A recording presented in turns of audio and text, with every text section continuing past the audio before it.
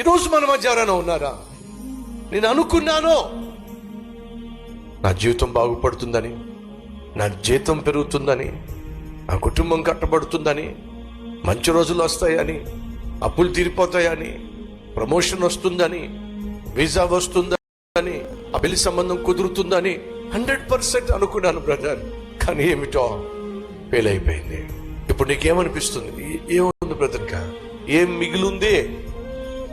నాకు ఇక నమ్మకం లేదు బ్రదర్, ఇక నాకు నిరీక్షణ లేదు బ్రదర్, ఇక నాకు నమ్మకం కుదరటం లేదు బ్రదర్ అనేది నీ యొక్క సమస్య ఈరోజు. అయితే వినండి, ఎప్పుడైతే సైతాన్ వచ్చి నీకు జవాబు రాలేదు అని నిన్ను భ్రమింప చేస్తాడో అప్పుడే నీ విశ్వాసాన్ని పెంపొందించాలి.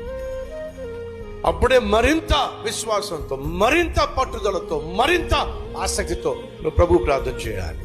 ఆశలు అడుగంటిపోతున్నప్పుడు, నీలో ఉన్నటువంటి నిరీక్షణ నిరసిల్లిపోతున్నప్పుడు, అప్పుడే నువ్వు మరింత పట్టుదలతో ప్రార్థన చేయాలి.